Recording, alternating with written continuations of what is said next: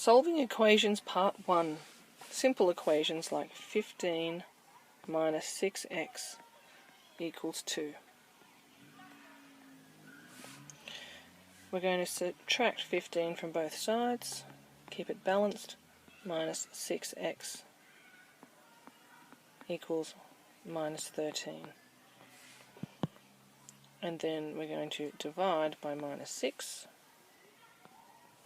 and x equals 2.16. This time we're going to solve an equation that involves a fraction. 11 minus 3x all over 7 equals minus 5.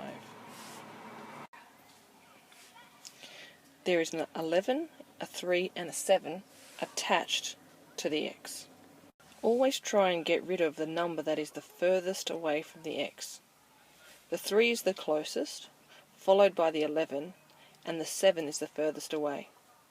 That 7 is dividing, so to get rid of it, multiply both sides by 7, and you get 11 minus 3x equals minus 35.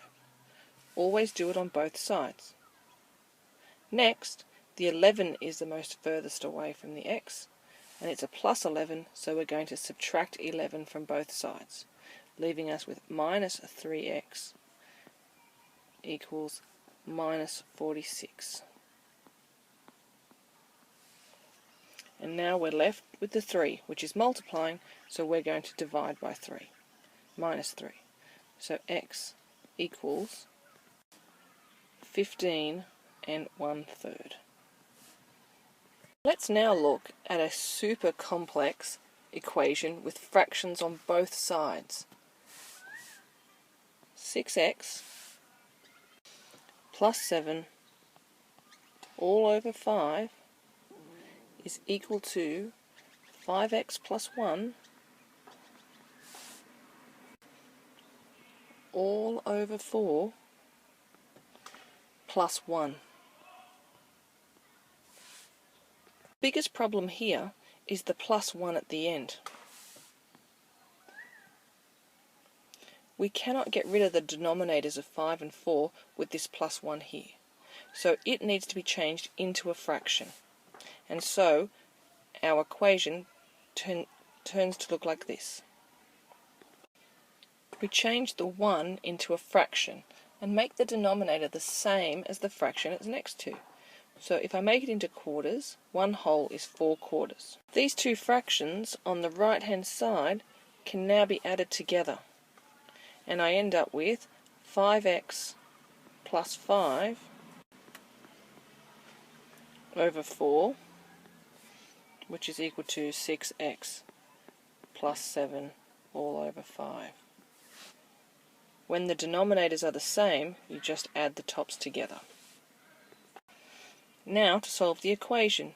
Because we have two fractions on either side of an equal sign, you can cross multiply. And what you get is 4 lots of 6x plus 7 is equal to 5 lots of 5x plus 5. This is equivalent to saying multiply each side by 5, multiply each side by 4. So we simplify and cross multiply. We now need to expand out. 4 6s are 24, 4 7s are 28, 5 5s are 25, 5 5s are 25. All we're left now to do is to get our x's on the same side and our numbers on the same side. I always try and keep the x's positive, so I'm going to subtract 24x from both sides.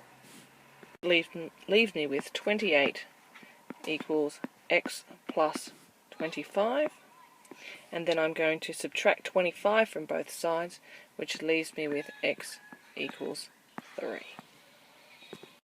Let's now move on to rearranging formulae to change the subject. And our example will be t equals 2 pi outside of the square root of m over k, and we would like to make k the subject. The 2 pi is multiplied in here. So we can divide both sides by 2 pi and get t over 2 pi equals the square root of m over k. Since the whole thing on the right hand side has a square root, we can square both sides to remove the square root. So it becomes t over 2 pi, the whole thing is squared, is equal to m over k. If you multiply both sides now by k, you'll end up with k times t over 2 pi all squared equals m. And so the next step is to divide by the t over 2 pi all squared. This can be improved by squaring the bottom, and k is equal to m over t squared over 4 pi squared. And we know that if we have a fraction dividing, we can invert and multiply. And so it becomes k equals m times 4 pi squared over t squared. And k equals 4m pi squared over t squared. The end. Let's do another example, and let's make y the subject this time. We have 6x plus 8y minus 48 equals 2.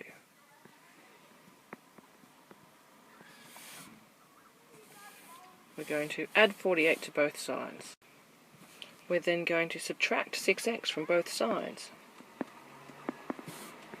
And lastly, we're going to divide by 8.